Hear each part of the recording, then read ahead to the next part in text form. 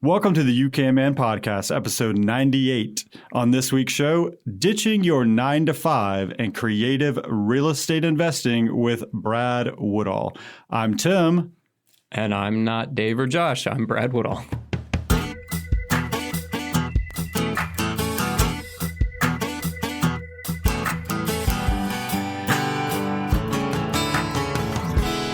All right, guys, welcome back. So you may have noticed Dave and Josh are not here this week. There's been some life things that have been happening recently. And so our show format may be changing in the coming weeks. But I've been wanting to have Brad on for a long time. So Brad is like the man, the myth, the legend of the Facebook, You Can Man Facebook group page. And, he's a wealth of information, right? When I was thinking about having Brad on, I was like, well, I could talk about turf management. I could talk about building a massive covered deck. I could talk about redoing your entire yard. I could talk about creating a window where there was none. All kinds of stuff. If you have followed our Facebook group page, you know all the talent that Brad has and brings to the table. But today, we're going to be talking about his story of how he ditched his 9-to-5. That was kind of soul-sucking, and he started doing creative real estate investing. I guess he started it before he quit the 9-to-5. Correct. And we'll get into all of that. But just kind of want to give you guys an update on where we're at with everything with Dave and Josh. And so they're not here this week. And so our show format may be changing up some, maybe going to maybe more of like an interview style with me and a guest. But I'm going to try to bring you guys some creative content. And Dave and Josh will probably be back on some shows. It's not like they're gone for good. And they're still going to be active participants on our Facebook group. Maybe not Dave, actually, because Dave never gets on there. But Josh might, right? Let's get into everything. But, we normally, take just like a minute or two to catch up and see what's been going on. I was just remembering that last show, I gave a brief history of Ruby Falls on my bonus segment. And I just took the kids there. And it was interesting because knowing what I know now, the history of Ruby Falls, and then going to it, it was a whole different experience. Actually seeing where he crawled through for hours on end and then found Ruby Falls and all this kind of stuff. So anyways, if you guys have not visited Ruby Falls, you definitely should. It's just a Southern thing you got to do. Brad, have you been to Ruby Falls? I have never been. What? No. And I've, born and raised here born in Marietta, Georgia. And, but I want really to take surprising. My kids. Yes. Very surprising. Now, if you're going to take the family, you got to know during the Rona times, you got to go online and reserve ahead of time. Okay. So the last time I was in Chattanooga, tried to do it, and everything was booked up. It's not that there's a whole lot of people. They're just not letting many people down at the same time. And so you got to do it ahead of time. But gosh, if you have not checked out Ruby Falls, you should. And Chattanooga is just such a gorgeous city. I love Chattanooga. This is a cool town. I have a buddy who lives in downtown right across the street from the Chattanooga Choo-Choo. His apartment's right there. So he can look out his window and see everybody. Yeah. And there's actually lots of real estate stuff happening there. When I'm driving around, I am seeing so much stuff. I guess it's one of those places that's still cheap enough to move to. You got like Nashville, it's like out of reach for a lot of people now. Correct. And so Chattanooga, and I guess a lot of people are, working from home, so they can live anywhere. And so I think that there's going to be an influx of people that are probably moving to places like Chattanooga. Okay, let's get into talking about your story, Brad. So I had lunch with you, I don't know, like last year sometime, and you kind of went over this story with me, and I thought it was really interesting, and that could translate into a lot of different, people's stories of how there might be in a soul-sucking 9-to-5 job, and they've got a passion for something else. You just haven't quite figured out how to translate that into something that would take the place of the 9-to-5. So talk to us about what your 9-to-5 was before and your background. Maybe we'll just start there. Sure. So I, started in corporate America really when I was 18 years old. And I, got my first job doing kind of telemarketing. And I was working for MB&A over in Kennesaw selling credit cards. And then I kind of morphed that into, I stayed in the banking realm and went to go work for another large bank. Basically found my niche in corporate America in the fraud investigations realm. Okay. So I did data analytics and fraud investigations in, I worked for a big bank. They closed our office down in 2009, got laid off in 2009, moved over to I worked for Verizon for about 6 years, worked in their corporate security group, did corporate investigations, theft, fraud, employee misconduct, all that kind of stuff. And, kind of my job at both places was to do data analysis. I'm very well versed in SQL, structured query language, SQL, writing queries and mining large amounts of data and analyzing the patterns in that data and picking out anomalies in data to find people committing fraud. So I did that there. I also worked for my last company I was with was a cell phone insurance company that provided insurance for mobile devices. And then right before that, for a short period of time, I was at a check cashing processor that processes check cashing for lots of major check cashing companies throughout the United States. And they had their own kind of proprietary software that other companies white labeled in their own products, but really we were the software behind it. So I stayed at that job for just a very short period of time. They paid me really, really well, but it was a really soul-sucking job. And I actually quit and left and went for another company because my quality of life was awful. And you and I were talking about this before the thing, Yep. So I did that. I loved my job for the longest time, but I hated working in a cubicle. As you can see from the Facebook group, I'm like totally ADD and I have to be doing something all the time. I cannot sit still. Oh yeah. I mean, I look at your posts and I'm like, how are you doing this? Like, I don't even know how you're having time to, and I guess you just go all the time. I do. But the amount of work that you've done around your house and everything has been incredible to watch. And I really appreciate you sharing that again with the Facebook group.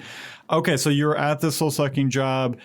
I believe you told me before that you had kind of dabbled in and started doing some real estate investing when you were still at the 9 to 5, right? So prior to the real estate crash, I was kind of started reading some books. And at that time, that was the early stages of like some of the house flipping shows. And I was like, oh, that sounds really cool. And I want to do that. And at the time I was young. I mean, I'm 35 right now and I'll be 36 this year. And so I actually ended up buying my first house when I was 21 in 2007. I put the contract on it when I was 21 and closed when I was 22, about a month later. That was around the same time. And I was like, okay, cool. This is going to be a live and flip. And that was when the market was like basically at its peak. Right. Right.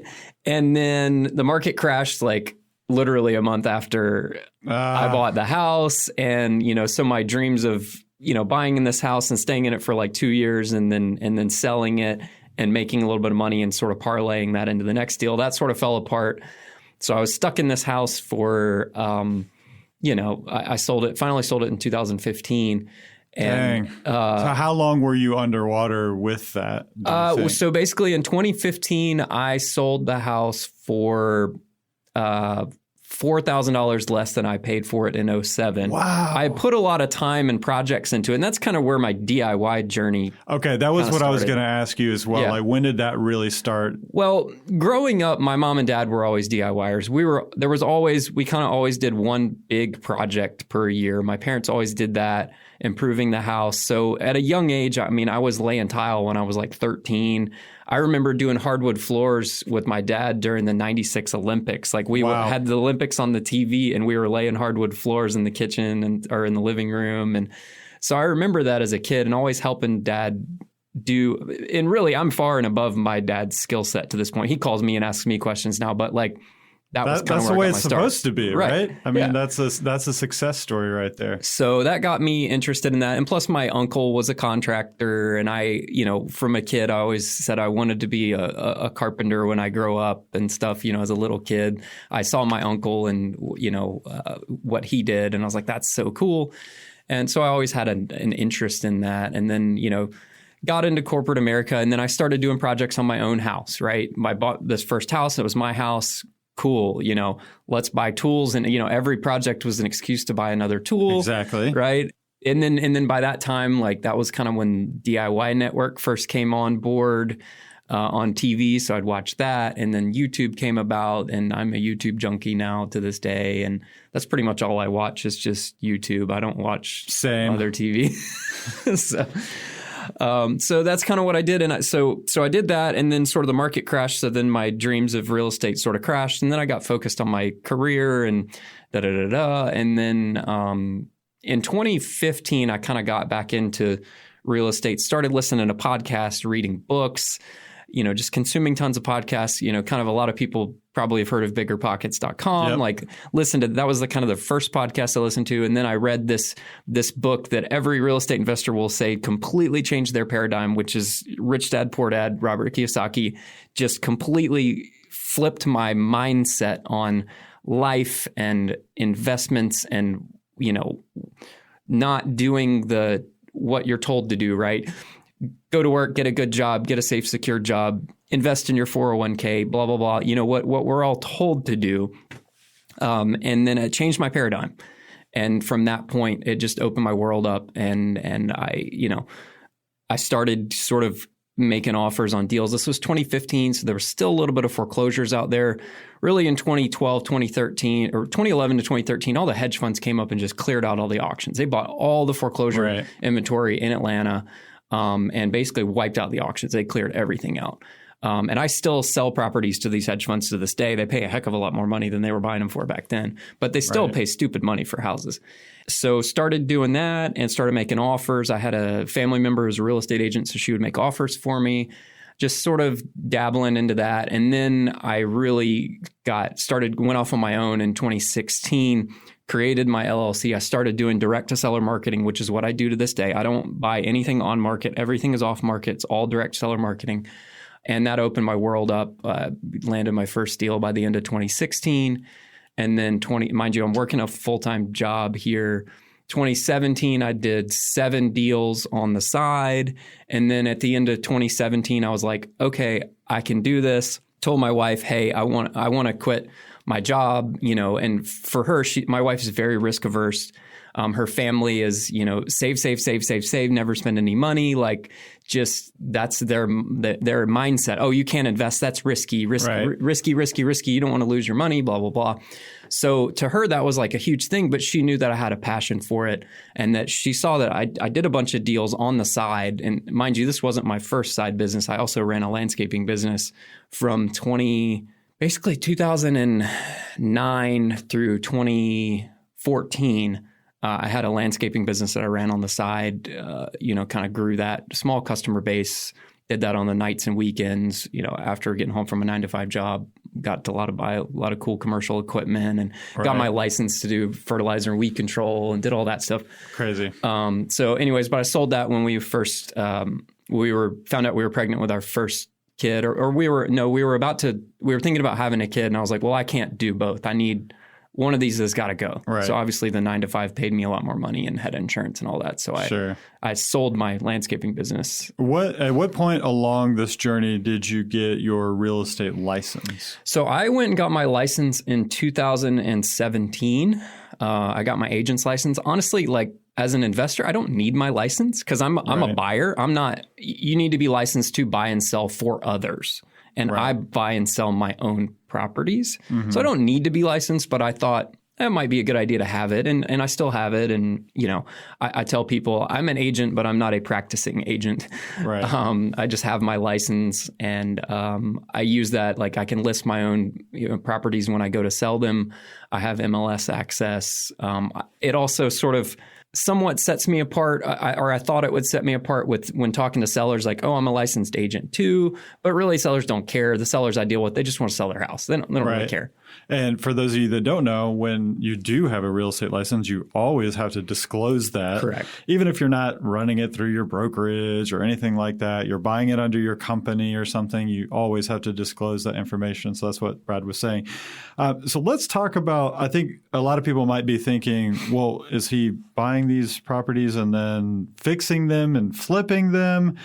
And that's not really what you do. You've done that before. I do that. I still do. I actually, despite what you might see in the Facebook group, I don't particularly enjoy flipping houses. Like flipping in the sense most people think is rehabbing houses like you see on TV. I don't I do a few here and there that are close by and they're easy projects. But there's this thing I've learned, which is assessing risk, and then you've got time value of money. And you actually people think, oh, you're getting these big checks when you do these flips. And yes, you are, but they don't factor in the time and the risk of, okay, well, that takes 2 or 3 months. So I kind of do like one flip at a time because I can only have so much brain cell capacity to deal with contractors because I don't do any of the work on my flips. Actually, I did some work a few weeks ago on one of my flips I have going on because I found out that when they had built a staircase in this place, they had literally put 2 stringers and they were spanning 36 inches with just a stringer on each side and no center stringer. Oh, fun. So I had to go in and take the whole staircase apart because I had to keep this project going and I had some guys coming in. So I was like, you know what, I'm just going to take a day, run over there. So I reframed the whole stairs, put in a center stringer and did all that. Yeah, just reframe some stairs you do. Yeah, of course. Yeah. But normally I don't do my own work. Time is money and you have to... You make more money by doing more projects and leveraging other people's time. So I subcontract everything out, but then with that comes managing subs, and that is brain damage because the subcontractors that we deal with as flippers, we can't afford to hire the really good contractors. We're hiring the chuck in the truck, right? And the guy that might not show up on Monday morning because he got drunk the night before or whatever, right. Because the price he does decent work for a decent price. I don't use the low-end people, but I can't use the high-end people because it cuts into my margins. So, the high-end contractors, you don't have to babysit them. They have their own processes and systems and companies and, but I can't afford to hire them to make the profit margins they need to make. Therein comes why I do what's called wholesaling properties. And most people are like, what's that? Yeah, I was going to say, I guess we should define terms because I probably confused people when I was saying you're not flipping. Well, you are flipping, but you're not doing a rehab flip. You're doing a wholesale. Right. So you're not actually holding on to it sometimes for more than a day. Yeah, a lot of times I sell the property. Literally, I will close on it and then my attorney will bring in another batch of paperwork and I will sell it and I double close. There's also assignments. A lot of people assign contracts. So an investor will get a property under contract and then they will sell their contract, not the house, the contract to another investor in exchange for a fee. That's an assignment. And that is a version of wholesaling. But I actually, and this is the way we set our company apart, is I actually buy the property and close on it. So when I tell a seller I'm buying their house, I am buying their house.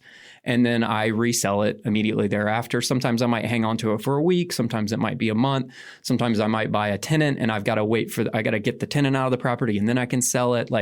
So it makes total sense that your wife was kind of uneasy about this. Right. I would think because I'm listening to it and I'm like, okay, I get it. I get how this is working. And I guess I've talked to you before about it. So I kind of have a little bit of a grasp on it. Sure.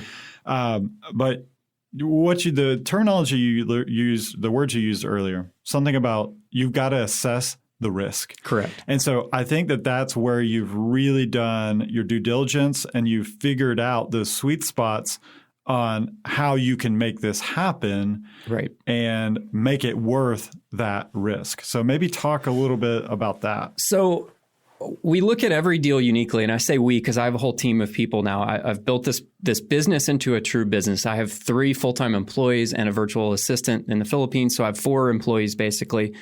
So I'm trying to pull myself out of my business. I'm actually leaving tomorrow to go to Ohio to take a sort of a boot camp on systems processes management with a guy that I know, and he basically pulls back the curtain on his business for 3 days, and we sit down in his office, and he tells us everything. Okay, so your version of continuing education. Correct. Yeah. So we look at every deal uniquely, and this is the creative real estate part, right? I'm not a one-trick pony, right? I have a toolbox of different strategies for different deals. So I will look at a deal, and it'll come into our pipeline. Like I said, we do direct seller marketing. So if you see, you might get postcards in the mail, or you get calls and text messages of, hey, I want to buy your house. We don't do outbound text or cold calling. I've tried it. That's not my thing, so I don't do it. So I do direct mail marketing. So you might get a postcard from us. If you get a green postcard with a little stick figure guy on it, that's for me. Even though it says Missy on it, she works for me, but because she's the one who answers the phones.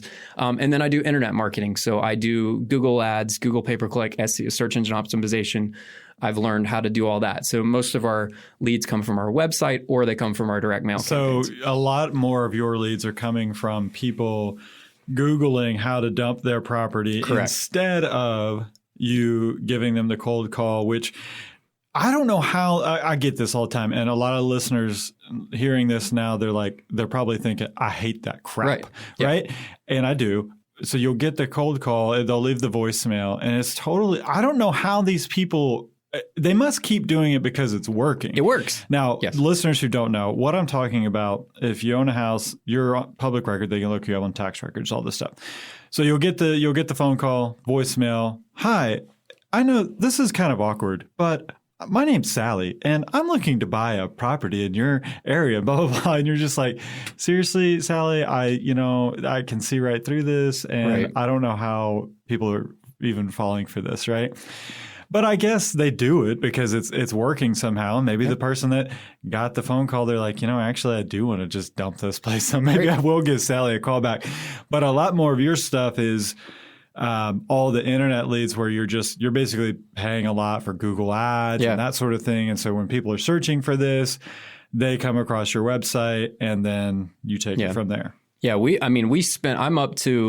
I spend about $20,000 a month in marketing. That's crazy. $20,000. I started out, at 300 and I just have, reinvested my profits into more and more marketing to grow the business. But I spend about 20 grand a month in marketing.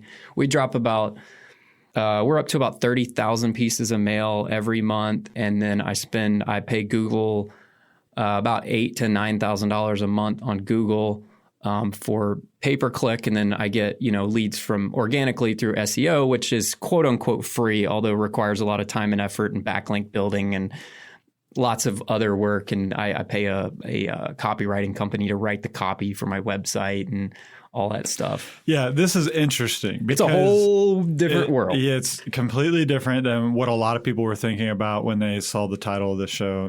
They're probably thinking, oh, he's just like doing flipping or something like that. Yep. So wholesaling like you're doing it is completely different. And it's a numbers game. And it is.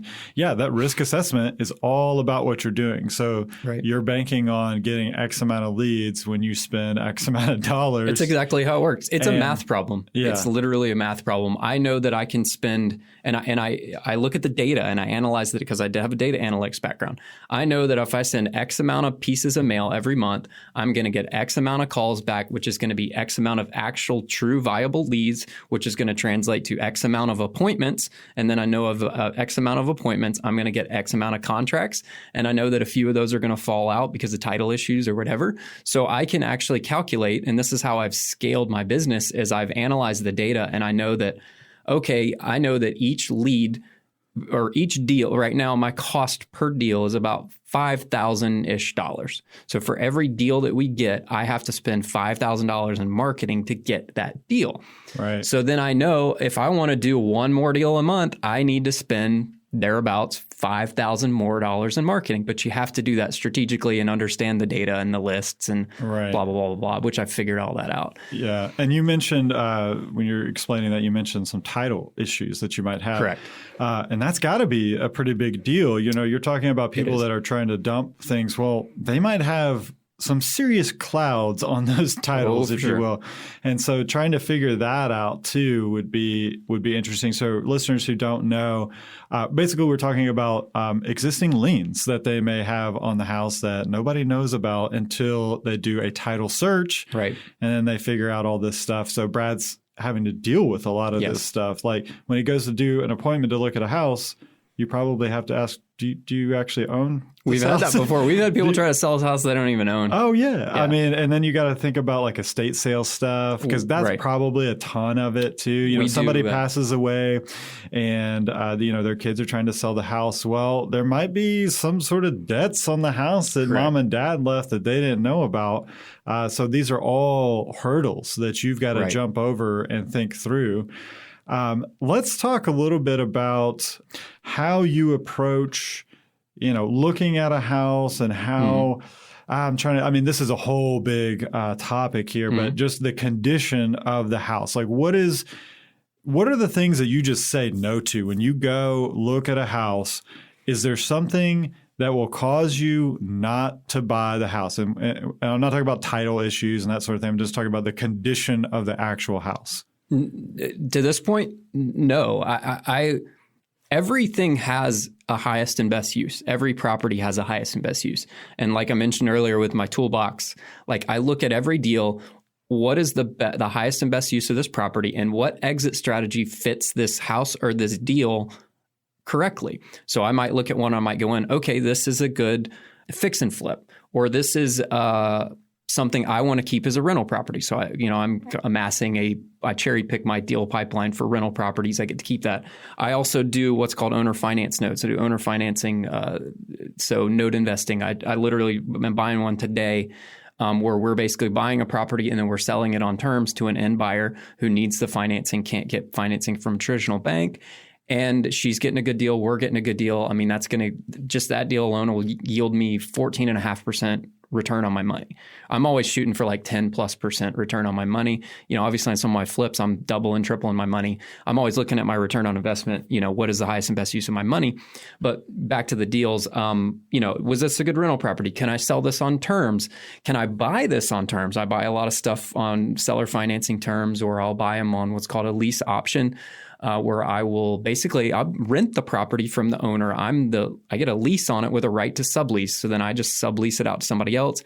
I buy an option from them, which basically means that you're pre-negotiating a price today to buy it in the future for a pre-negotiated price today. So I might say, I'll buy it from you. I have 2 years to buy it from you for $150,000. So then I'll go out and I'll find another person that I can sell an option to that wants to live in it, and I'll sell it to them for $170,000. Right? So whenever they do cash out, if they do, they may or may not cash out. I don't know. But if they do, I get a payday in the future, but I get cash flow every month. In the meantime, I get a little bit of check. They say, real estate investing is get rich slow. It's not get rich quick. Right. It's little chunks of money at a time, building up your passive income over time so that eventually you've amassed a portfolio of all these things. And it's real estate. It generally holds its value pretty well, and it does go up over time. It generally beats inflation. And then I also buy them right up front. I don't pay market value for a property. I buy it at a discount always. Right. Otherwise, I don't buy it. Yeah. So back to the deals, we look at it through each different lens. Like I mentioned before, can I sell stuff a hedge fund? These hedge funds, I have buyers that are these big corporate hedge funds that have tons, like millions of billions of dollars. They will buy. They're very picky about what they buy. I know, okay, this fund here will buy, houses in Decatur that, will rent for X amount, and they don't like these zip codes, but they do buy in these zip codes. So I know from a wholesaling perspective who my buyer is ahead of time, and I can say, hey, I think I got something that sort of meets your criteria, and they pay dumb money. Like I've sold multiple properties last month in April to hedge funds and made a lot of money because it fits in with their numbers game. Correct. As well, because they can lose some on some and win big on others. Right. And so it just is kind of a wash to them. So you might be getting more money from them on one deal. Yep. And then this takes a special person. I'm just thinking through all of this. Like you're describing the option, but you're basically buying the option for $20,000 or whatever. It sounds like a massive headache. I mean, this takes a certain person in my mind to be able to do this. Now, I know you said you've built a team, because I don't know how in the world you do this without a team of people. Mm-hmm. If you're trying to do this yourself, there's no way. But it's clear that you have a passion for doing this. If you did not have that, and you did not have that drive, you would burn out so quickly on this. And so I think it's important for listeners to know, if this sounds really interesting to you, like I want to do this creative real estate investing, it's probably not for a whole lot of people. No. It sounds like a very particular thing. I'm interested in real estate investing, but I'm more so like I'd like to just be flipping houses. Like I would actually like to be taking more time, fixing the house up, bringing it to market, that sort of thing. But that's not where you're at, right? This is a completely different thing. But it's so interesting hearing you talk about how this all works. One thing I was going to say or ask you, and listeners might be questioning, so who are you selling these houses to? And the answer, I think, is most all the time other investors. Correct. I sell it to other investors. Yeah. Right. Now I do sell. We also have another strategy, another tool in our toolbox. We call it wholesaling, and especially it works in the market we're in right now, where it's super nuts, low inventory. It works in all markets, but in the past, I would only do it in like super hot neighborhoods, like where I knew that, people were looking for stuff and there was very low inventory in there. But right now there's low inventory everywhere. So you can literally like sell a burnout house and someone will buy it, right? So what that strategy means is I buy it off market from a seller. They reach out to us, they want to sell this house. I close in, 2 weeks. That's the benefit of us, right? Everyone's like, well, why don't, most real estate agents in their mind are like, well, they should just list the house. But people don't want to do that. It's not always about the money to everyone. Everyone thinks it's about the money because to them it's about the money. But to some people, it's just like when you go trade in a car, right? You know that you can sell that car a private party and make more money, but you don't want to go through the time and the effort and the hassle and deal with all the crap. You want to drive away in your brand new car today and you want that cash now, today, right now. Yeah, your sellers are not you-can-man people. Correct. They are people who are generally like you mentioned before, estate sales. We do a lot of probates are my bread and butter now. They've become my bread and butter. I buy tons of properties, inherited properties through we market to probates. If you're in the Atlanta area and you are probating someone's estate, you probably got a postcard from us because we pull all the metro Atlanta counties. I'm marketing to like 10 different counties in Atlanta. I pull the lists. Some people say that sounds morbid, but there's genuinely a lot of people that inherit these houses that they're a dump or they're a pain in the rear end or they inherit a rental property and they don't want to be a landlord, so we buy it from them. We also make sure that we're making a good deal for everyone all around, right? It's got to be a good deal for me. It's got to be a good deal for them. As long as everyone walks away from the closing table like they felt like they won, that's my idea of a good deal. Mm-hmm. Some people think that investors are out there just ripping off people, and there are some out there that do that. But for the most part, most of us are truly, genuinely helping people out of difficult situations, and we're that solution where I'll close in 2 weeks, and I'll, buy it as is, and I'll do no due diligence on my contract. Like I'll just buy it, at this price, and we'll close in 2 weeks. Or I've closed a deal in as fast as 7 days before. Wow. Right now, title is a little bit slower because of COVID and the courts were closed and limited access, but we'll buy them fast. So that's sort of the benefit that we provide to people. We're buying them, and then we'll sell them to retail buyers on the wholesale strategy. Sorry, I go off on tangents. No problem. We'll buy it. I'll buy it, close on it, and then I will usually just clean it out, and then I'll resell it to somebody else. So I'll send in a junk removal company and a cleaning company. I had a house in Alpharetta I bought last year, and this thing was nasty.